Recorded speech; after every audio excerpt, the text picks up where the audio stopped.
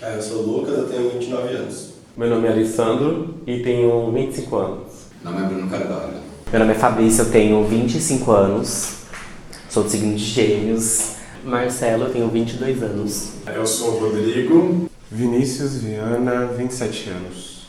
Garotos jovens de 18 a 30 anos de idade que compõem um diverso grupo social e manifestam uma diversidade de comportamentos sexuais estão aqui reunidos conversando sobre formas combinadas de prevenção do HIV e outras infecções sexualmente transmissíveis. Eles responderam às mesmas perguntas sobre AIDS e como essa doença ainda é estigmatizada na sociedade atual. Falaram a respeito das estratégias de prevenção do vírus e expuseram suas dúvidas e conhecimentos sobre esse assunto. A intenção é ampliar o acesso a essas informações, especialmente para meninos gays e outros homens que fazem sexo com homens, pois é justamente esse grupo de pessoas que atualmente tem sido mais diagnosticado como soropositivo.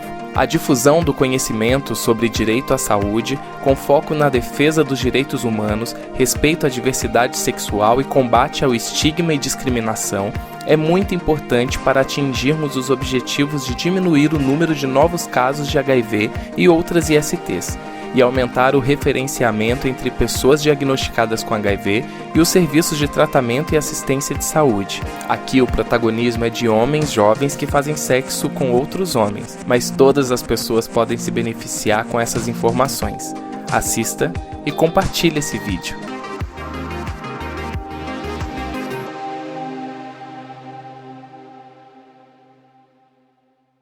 Você sabe o que é a PrEP?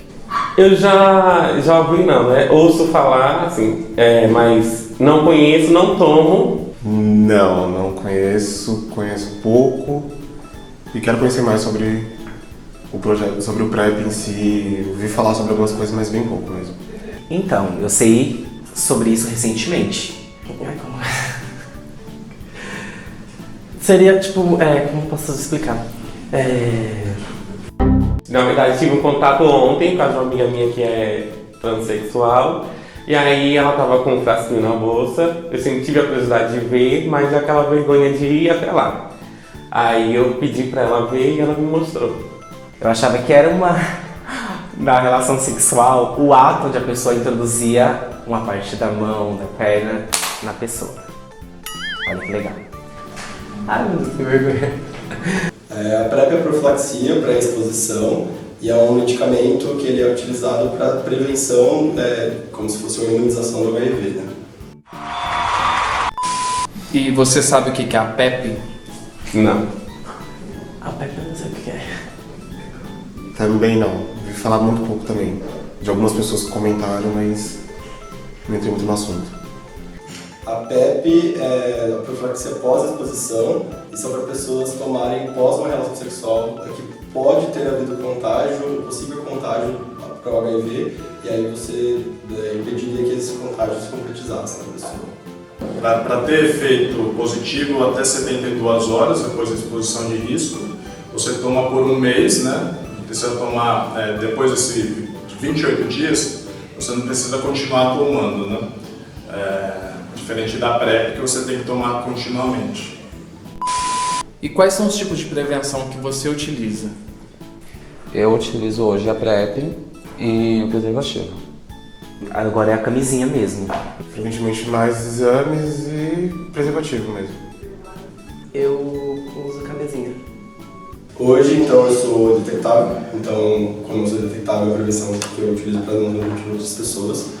Os exames celulares, que eu tento fazer um prazo a cada 2 meses. O prazo oficial para medicação é a cada 6, aí eu tento reduzir isso daí. Gel lubrificante também e, eventualmente, a camisinha, mas não é a minha preferência. Você sabe a diferença de HIV e AIDS? Muito pouco também.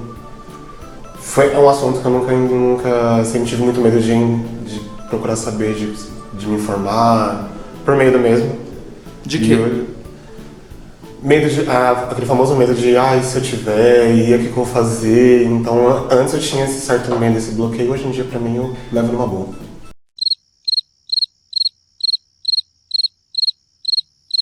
Não. Uma é um vírus, outra é a doença em si. O HIV, ele é o vírus e a AIDS é a doença. Então, assim, quando você está contaminado com HIV, você não tem AIDS. Você conhece os dois tipos de preservativos? Masculino e feminino? Não, conheço só um, na real. Não sabia que tinha outros tipos. Que seria o PrEP e a camisinha? O feminino e o masculino. Só um. Que é masculino? Conheço apenas um, parece não. Ou você se refere também ao feminino? Teria acho que é o externo e o interno, né? Que antes era masculino e feminino. O interno e o externo. Eu já usei os dois, né? Você acha que os homens gays, eles estão falando cada vez mais sobre a sua sexualidade, porém estão falando cada vez menos sobre HIV, sobre a sua sorologia? Sim, bem menos. Eu não diria que seria essa inversibilidade, né? Eu acho que os gays têm uma vida sexual de fato mais ativa, eles permitem trabalhar sua sexualidade, só que daí eles carregam um tabu. Eu não diria que está cada vez menos no HIV, mas está travado isso. E a gente precisa falar urgentemente, porque a quantidade de pessoas que a gente, numericamente, por estudos, dados do Ministério da Saúde, tem HIV em São Paulo, não bate com as mesmas pessoas que a gente convive no nosso dia a dia. Isso acontece com muita frequência. E por que você acha que isso acontece? Por medo. Acho que seria uma questão de vergonha até mesmo da pessoa falar que tem. Porque na sociedade que a gente vive hoje é mais fácil você se assumir como homossexual. As pessoas não conseguem lidar, não muito bem, mas lidar um pouco melhor do que com um gay que assume que é soro positivo. Então as pessoas já não conseguem levar tão bem esse assunto, já levam com mais medo. Eu, por exemplo, era uma dessas pessoas que eu tinha medo de descobrir se eu tinha, ou tinha medo de ter algum amigo perto. Depois que eu percebi que não é tão bicho de 7 cabeças, então pra mim, hoje eu consigo ser mais tranquilo, mas infelizmente é muito complicado ainda para os gays em si assumir isso. Vergonha e preconceito, né? Porque ainda temos muita gente hoje que acha que o HIV pega pelo simples fato de compartilhar o mesmo ar. A época que o HIV veio no mundo, na década de 80, pós um período que a sexualidade, a homossexualidade estava no momento de ascensão e sendo aceita, ela deu uma quebra muito abrupta nessa vivência. E esse estigma se carregou por anos numa doença onde ninguém sabia como se tratar, voltou aquele preconceito do homossexual na família, na sociedade, e isso a gente conseguiu contornar ao longo dos anos, mas sempre carregando no estigma. E por não se falar de um assunto que é estigmatizado, não se foi falado da evolução do tratamento da doença. E você vai, basicamente, eu acho que a população gay foi empurrando o HIV com a barriga e deixando nos cantos, devido a esse passado. Mas hoje as coisas estão muito diferentes e a gente tem que buscar justamente falar sobre esse assunto. Quando se trata de prevenção, quais são as suas dúvidas? Quanto à prevenção, acho que eu não teria agora. Então, pra mim, quando se trata de prevenção, na minha cabeça já vinha a camisinha, né? Eu nunca parti para um outro tipo de prevenção, então acho que eu não tenho alguma outra dúvida. Dúvidas, sim. Pesquisei muita coisa. Geral, não todas vão se dizer praticamente, né? Vai saber as formas de se prevenir, os tempos de se prevenir, a frequência que é legal. Porque eu acho que isso é a dúvida que todos têm, mas ninguém tem coragem de falar. Hoje não muitas, né? Eu costumo dizer que a prevenção, eu não conhecia, até antes de conhecer mesmo o Paulo e as outras pessoas, né? E até passar a estudar mais sobre a PrEP e a PEP. Hoje eu sei que as prevenções elas são muito grandes, mas infelizmente nem todo mundo conhece. Mas não fica mais nenhuma dúvida em relação à prevenção. É a dúvida que todo mundo tem, fica só que, eu prefiro que... o meu amigo perguntou, mas não, sou eu que tenho essa dúvida. Como que eu posso me prevenir? Mas qual que é o tempo que eu posso fazer isso? De quanto tempo? O que tem, o que não tem? Então acho que é isso que as pessoas deveriam perder esse medo e encarar, falar, não, eu quero saber isso, eu quero saber aquilo. Desde que eu recebi meu diagnóstico de soro positivo, eu fui buscar todas as formas de prevenção que cabiam a mim. Inclusive, eu descobri meu diagnóstico porque eu fui atrás da PrEP.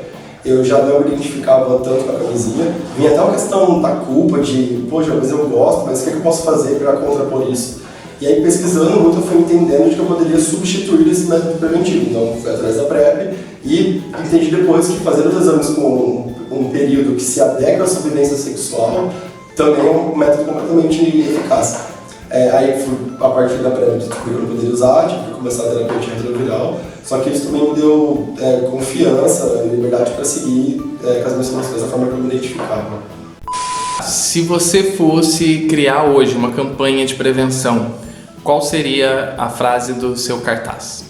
Eu posso ser clichê, mas aqui a última hashtag que acompanhou o documentário do Netflix, precisamos falar sobre isso. Acho que o slogan, né, fazendo a relação com o indetectável e o transmissível, seria zere também sua carga de preconceito.